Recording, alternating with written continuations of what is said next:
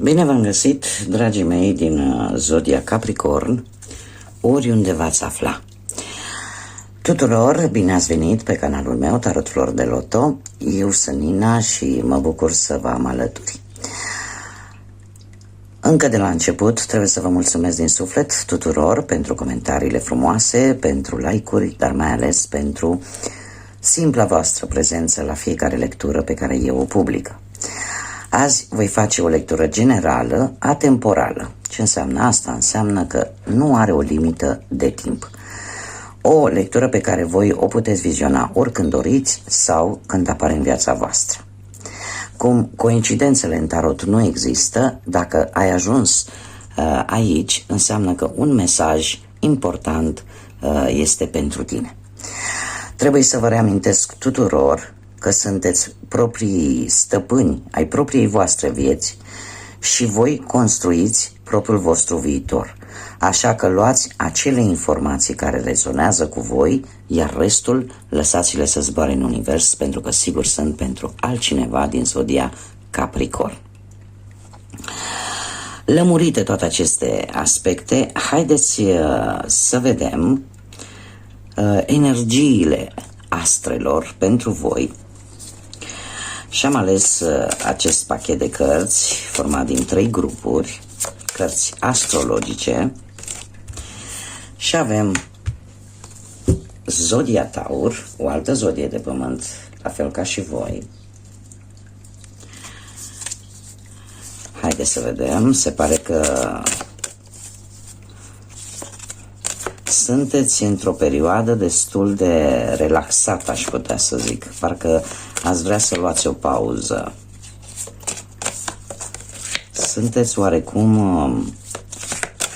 un pic liniștiți. Avem a doua casă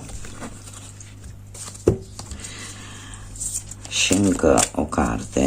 A doua casă care îmi vorbește de finanțele tale și în general de lucrurile pe care tu le valorezi. Pentru tine au o importanță. Și îl avem pe Marte. Bun, dragii mei, haideți să vedem. Bun, se pare că împrumutați un pic din caracteristicile Taurului și anume sunteți într-un moment în care aveți așa un pacifism, o liniște, cumva vreți să vă bucurați de o mâncare bună, de o băutură fină și de calitate, sau cumva poate sunteți într-un moment în care vă desprindeți greu de anumite lucruri sau de anumite persoane. Cert este că sunteți într-un progres, poate, chiar dacă este lent, dar el merge în direcția care trebuie. Veți avea o reușită reală și pe o perioadă lungă de timp. Iar posesiunile și banii sunt, cum să nu, o prioritate pentru voi. De ce? Pentru că avem în cea de-a doua casă, care, cum am mai spus, ne vorbește foarte mult de finanțe, de partea materială și de lucrurile valoroase ale voastre. De asemenea, îl avem și pe Marte, care ne vorbește de o energie foarte puternică, un impuls, o forță și un spirit de luptă foarte pregnant. Sunteți mult mai ambițioși, v-ați construit deja poate un mecanism de apărare și cumva aveți acel instinct de a supraviețui, acea voință care vă face să mergeți înainte, să nu vă lăsați. Trebuie totuși să vă fac o mică atenționare cu această planetă. De ce? Pentru că trebuie să acordați un pic mai multă atenție la agresivitate și la acea acțiune în forță. Dar trebuie să aveți un pic, să țineți cont de anumite, cum să zic eu, aspecte în care e posibil să fiți tentați să fiți un pic mai agresivi sau să acționați un pic mai abrupt. Ce este foarte curios, că a doua casă este patronată de semnul Taurului. Da? Deci ele merg mână în mână, în mod normal. Cum la voi a căzut fix așa și cu Marte aici, aș spune că sunteți într-un moment în care vă merge bine. Vă merge bine. Singura tensionare pe care o văd aici este că, cum am mai spus, să fiți atenți la violență în general, da? Și la forța pe care o aveți, pentru că sunteți foarte energici. Și când mă refer la energie, mă refer foarte mult la energia fizică. Da? Încercați să fiți cât mai ponderați și să nu dați în extrem cu forța fizică. Da? Să evitați conflictele. Pentru că sunteți un pic, aș zice eu, un pic irascibili. Chestii care vă supără așa destul de repede. Și mai ales dacă e vorba despre o situație materială. Haideți să vedem ce ne spun zânele. Și avem numărul 11, un număr maestru care ne vorbește de intuiție și de conexiunea cu divinitatea. Avem aici pe Barnabas și pe prinț, o aventură, descoperire, călătorie și întâlnirea cu destinul. Se pare că unii dintre voi sunteți hotărâți să faceți poate o călătorie, dar aș spune, intuiția îmi spune că ar fi o călătorie care să aibă ca și scop spiritualitatea. Nu știu, poate vreți să mergeți într-o zonă cu o spiritualitate înaltă, într-o zonă, într-un loc în care, nu știu, să simțiți acea conexiune specială care să-ți dea o stare de bine. Și sunteți pregătiți să faceți această călătorie. E ca și cum ați porni într-o nouă aventură. Dar o faceți pentru că vreți să descoperiți ceva, vreți să știți un pic mai mult. Iar aici puteți avea o surpriză. De ce? Pentru că e posibil să vină către voi sau să vă întâlniți cu ceva ce vă este predestinat. Bun, dragilor, haideți să vedem ce ne spune tarotul. Să dezvoltăm un pic și să vedem cu ce energii, cu ce mesaje, cu ce sfaturi vine tarotul pentru voi, dragilor din Capricorn, în următoarea perioadă de când voi urmăriți această lectură.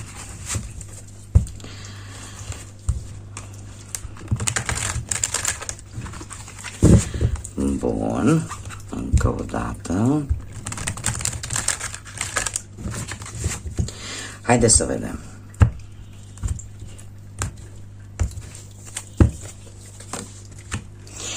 Și avem un 6 de monede. Avem un 10 de monede. Avem carul. Avem lumea. Avem un 6 de cupe. Avem un 3 de spade. Un 8 de spade. Un paj de cupe. Justiția și un as de bâte. Dragilor, se repetă cifra 6. Avem un 6 de monede și un 6 de cupe. Asta îmi spune că sunteți într-o situație sau într-un moment destul de armonios. Cumva simțiți în interiorul vostru acea necesitate de a distruge ceva care nu-ți mai folosește pentru a putea construi ceva nou. Simțiți nevoia de un echilibru, simțiți nevoia de a comunica, simțiți nevoia de a vă vindeca, de a coopera și de a avea un echilibru, mai ales pe plan financiar, dar și spiritual. Și acum trecem la cărțile propriu-zise și avem un 6 de monede. Un 6 de monede care se pare că situația actuală pentru tine este destul de echilibrată, destul de armonioasă, aveți stabilitate unii dintre voi materială sau poate ați primit un ajutor din punctul ăsta de vedere material și în felul ăsta v-ați recuperat un pic stabilitatea financiară. Poate că, nu știu, din punct de vedere profesional ați avut o îmbunătățire, o creștere cu ajutorul altor persoane sau poate ați găsit un job mai bine plătit.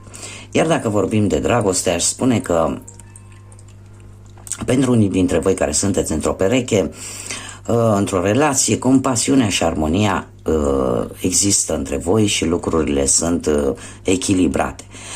Pentru alții care sunteți singuri, posibil să fi cunoscut pe cineva destul de generos prin intermediul altor persoane.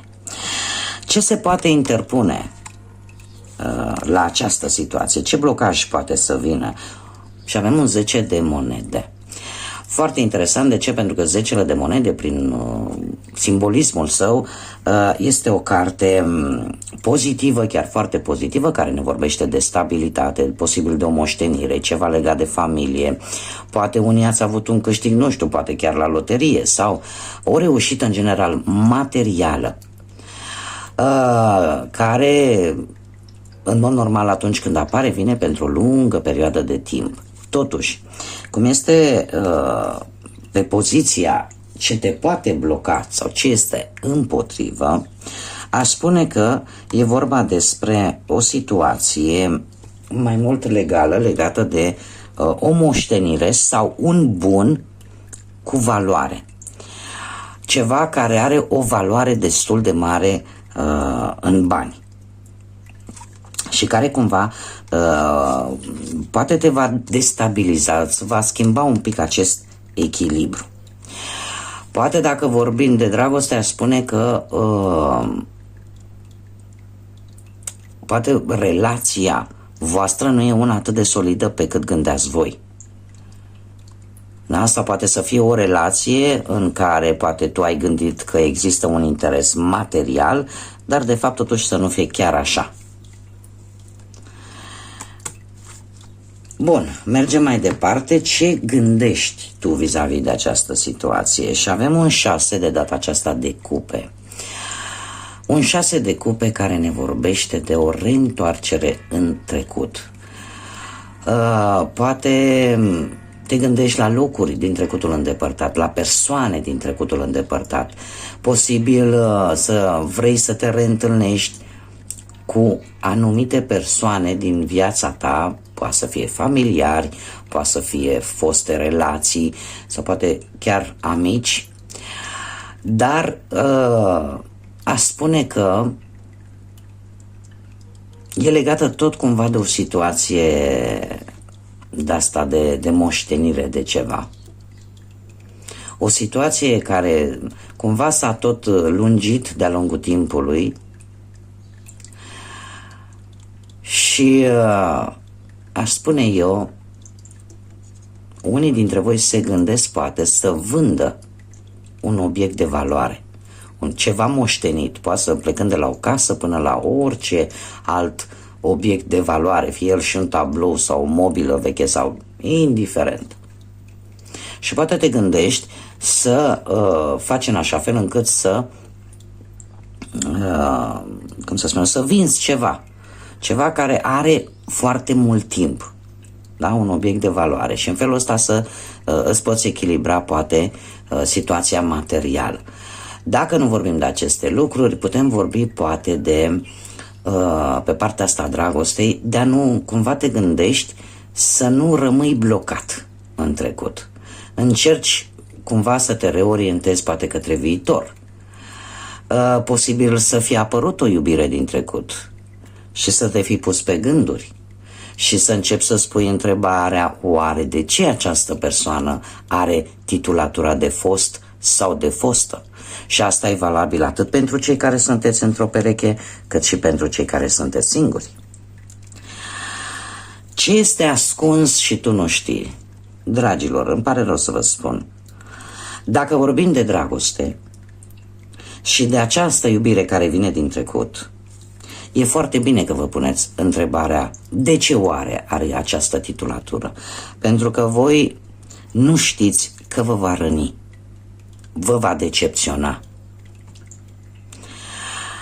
Treiul de spade ne vorbește de dureri emoționale, de singurătate, de o alegere rea, de consecințe dureroase, de cuvinte care te pot măcina, de lucruri care în general îți aduc suferință și îți aduc durere. Iar asta este ascuns. Acum nu mai este pentru că v-am spus eu. Dar mie pe poziția asta mi-apare că veți fi răniți. Așa că gândiți-vă tare bine vis-a-vis de aceste persoane și cred că nu neapărat numai în dragoste e valabil. E valabil, cred că în orice aspect al vieții.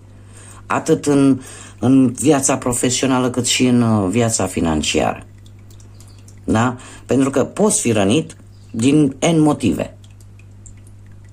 Dacă cineva vrea să te facă să suferi, te poate face să suferi din orice.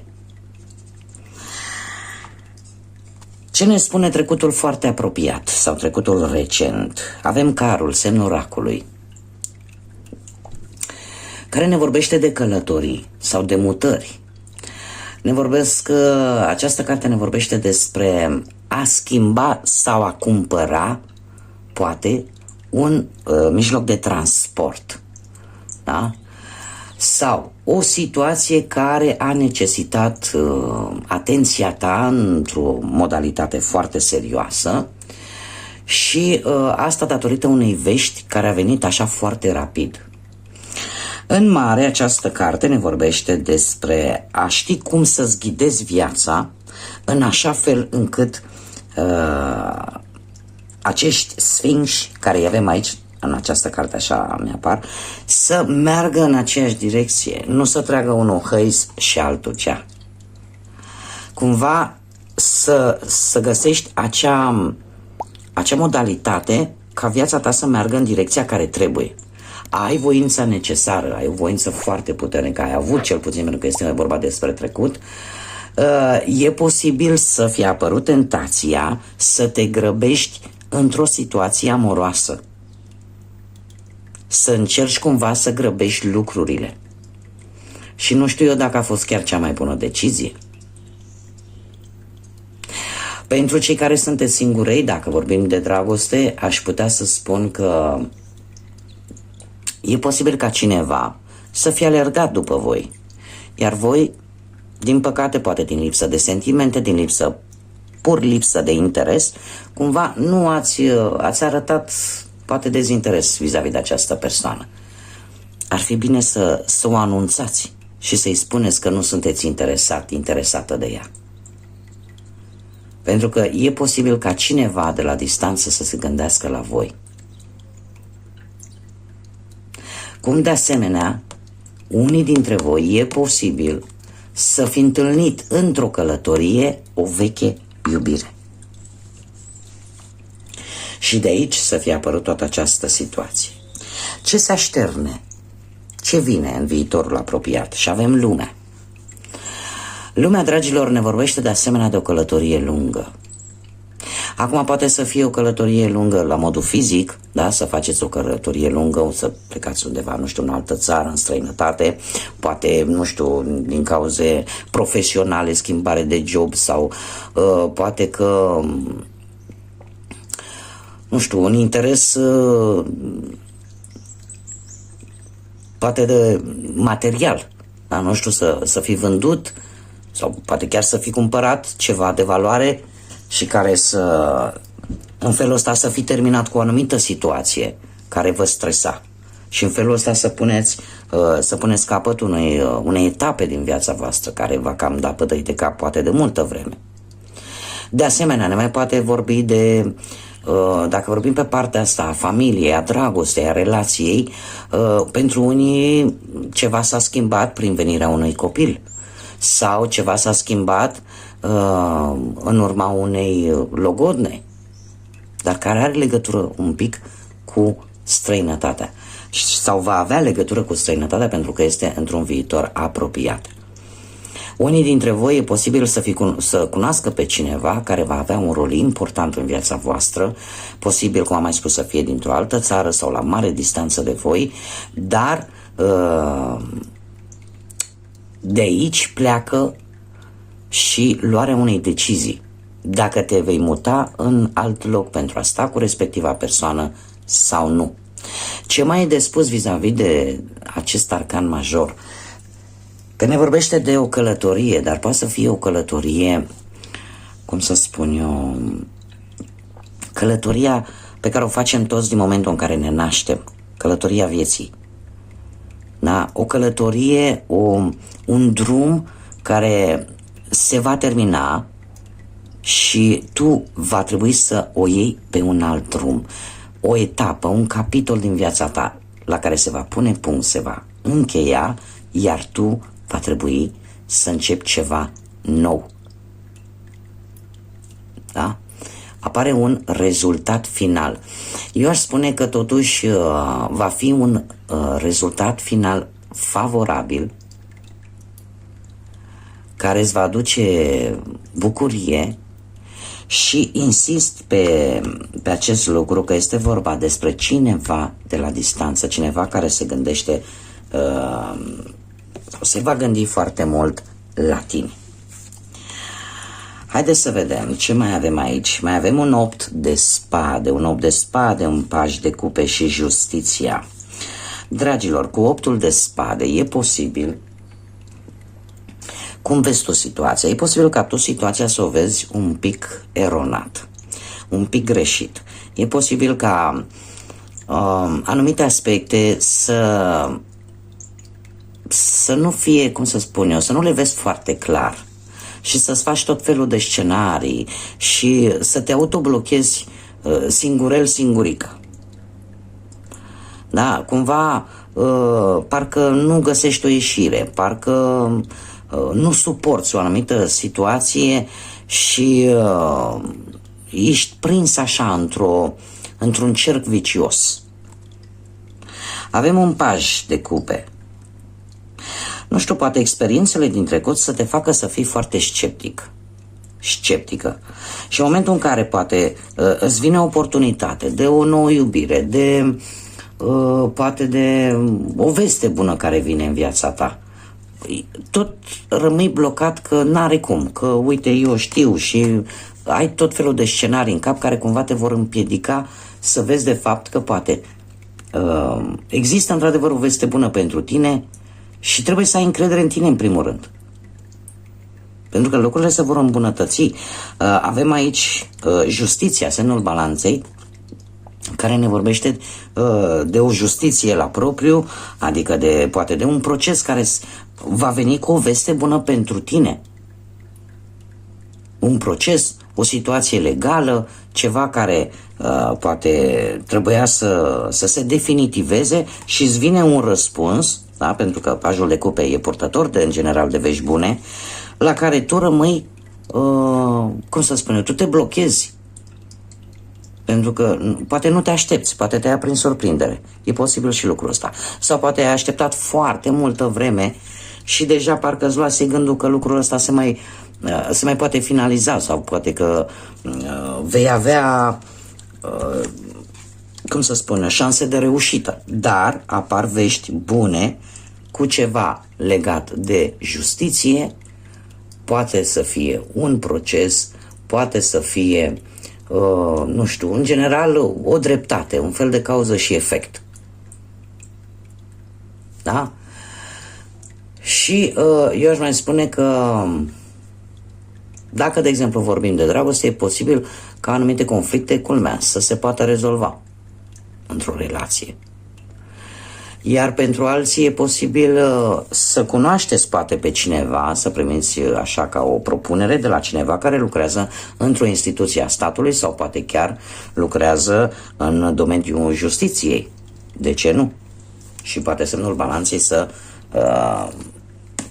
să fie, poate, să aibă zodia balanță sau să aibă ascendentul poate în balanță.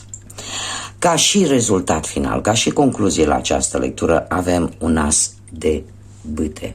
Dragilor, un as de bâte este o carte foarte pozitivă, care cumva îți sugerează să faci primul pas, să ai mai multă încredere în tine, să ai mai multă încredere în intuiția ta, să începi să fii mai activă. E un moment cheie, va veni un moment cheie în viața ta în care va trebui să fii tu cel care sau cea care face primul pas, care ia atitudine și care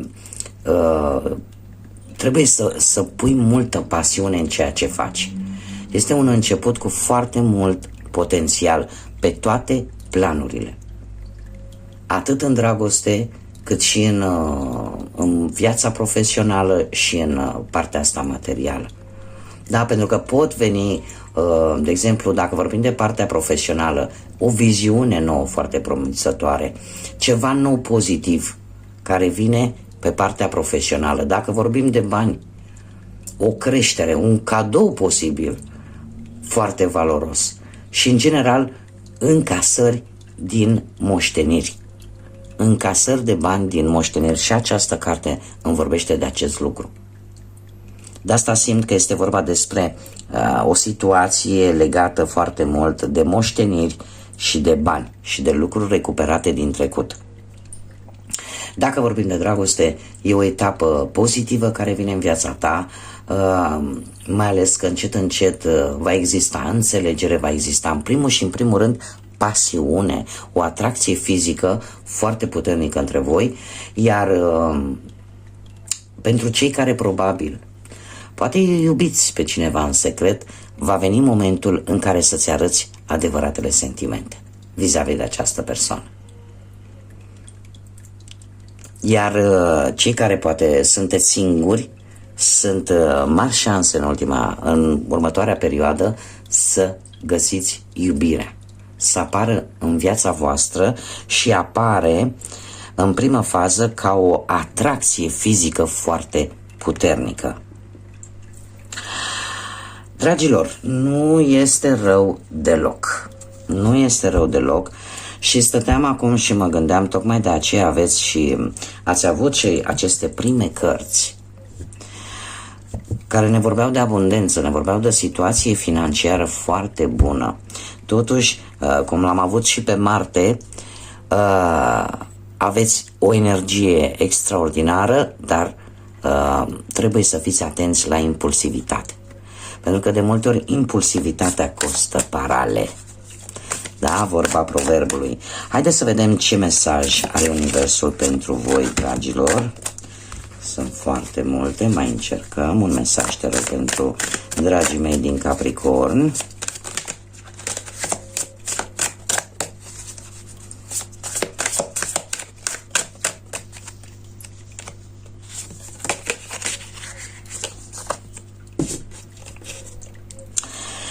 Ce ne spune acest mesaj din partea Universului? O zi, când te aștepți mai puțin, te vei lovi de cineva care va fi atât de gentil cu inima ta și tu vei fi atât de mulțumită, încât o vei ține deschisă, încât îți vei ține inima deschisă. Tu vei fi atât de mulțumit încât vei alege să crezi că meriți mai mult. Este un mesaj un pic așa ca un fel de, cu un pic de suspans, să zice, dar mai pe scurt și mai pe simplu îmi vorbește despre ceva ce se va întâmpla într-o zi când te aștepți mai puțin, când e posibil să întâlnești pe cineva din întâmplare, iar atitudinea acestei persoane să fie atât de gentilă, atât de ușoară și atât de plăcută, încât îți vei deschide inima și o vei lăsa deschisă. Iar asta te va face pe tine să-ți dai seama că de fapt meriți mult mai mult decât poate ce ai primit până acum. Bun, dragii mei dragi, aceasta a fost lectura pentru voi, lectura temporală pentru voi. Eu sper să vă fi regăsit cât mai mulți. Aștept comentariile voastre. Nu uitați de like-uri, nu uitați să vă abonați dacă v-a plăcut. Eu vă doresc să aveți în următoarea perioadă echilibru, foarte mult echilibru, că se vede treaba că abundență există. Vă doresc să aveți liniște sufletească și multă energie pozitivă. Până data viitoare când ne vom revedea, să fiți iubiți, dragilor!